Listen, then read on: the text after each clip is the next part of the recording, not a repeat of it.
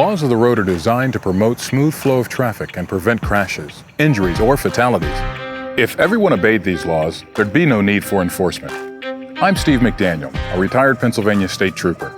With 20 years on the force, I've seen a lot of disturbing incidents involving motorists and cyclists. One is particularly haunting.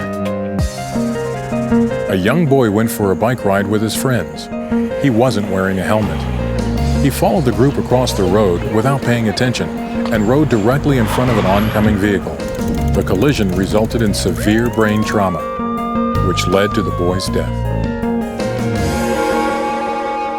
Many lives were changed that day. The boy's family clearly suffered, and the driver, although he was not at fault, was devastated by the incident.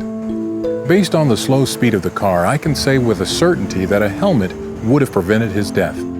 I can't tell you how many cyclists and motorists I've ticketed for actions that could lead to an injury or fatality.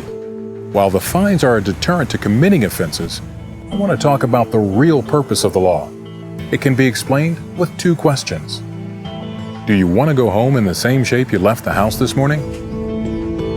Do you really want to be the one responsible for hurting or killing someone else on the road? I know there are a lot of misconceptions about sharing the road and traffic laws. Here's an example. So I was driving down to my office downtown, right? Slowing down for a red light.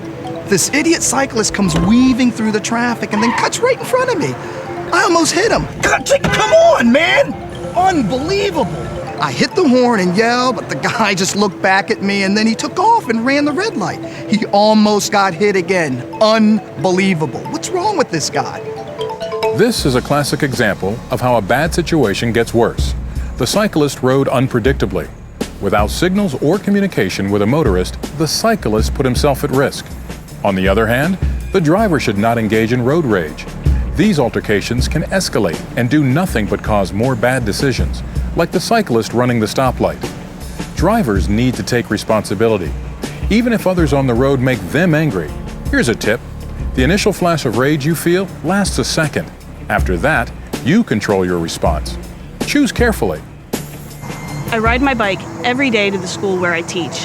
Last night, we had a big storm, so the right side of the lane was littered with debris. It forced me to ride farther from the right than I normally would. It's a pretty busy street, so I was a little nervous. This guy in the car behind me got impatient and blew right past me. Another inch and he would have hit me with his side mirror. It scared me so much that I veered to the right and almost crashed. The guy was wrong to pass me, right? Yes, the driver is in the wrong. He's allowed to pass you, but only if he can do so safely. That means allowing the cyclist as much room as possible without getting in the way of opposing traffic. If I'd been patrolling the area, I would have definitely given that man a ticket. Well, my son got sick, so I made a late-night trip to the pharmacy. I parked along the street, and when I went to get out, this guy on a bike nearly hits my door. Oh, hey, watch it. I swear I never saw him coming. He was wearing dark clothing, and he didn't have a light. And he yelled at me to watch it. Don't they have laws about riding at night?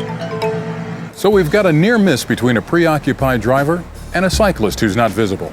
Both parties could have done things differently.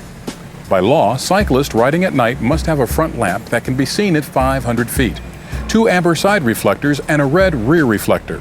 The cyclist could have been ticketed and fined for lack of proper headlamp. Common sense would call for brightly colored clothing. For safety reasons, a driver parked on the side of the road would be wise to remember to check the rearview mirrors before exiting the car. Opening a door and blocking oncoming cyclists can cause serious injuries. Do you really want that on your conscience? So I'm at a stop sign with my right turn signal on, and I look to the left and I'm clear.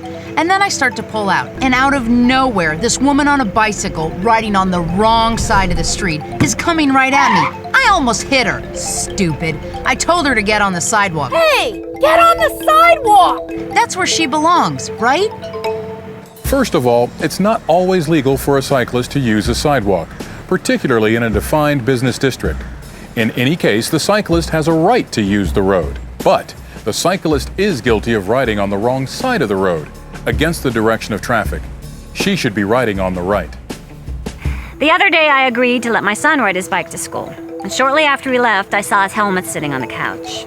I couldn't believe it. I mean, he almost never forgets. So I grabbed the helmet and ran after him just in time to see him talking to a police officer.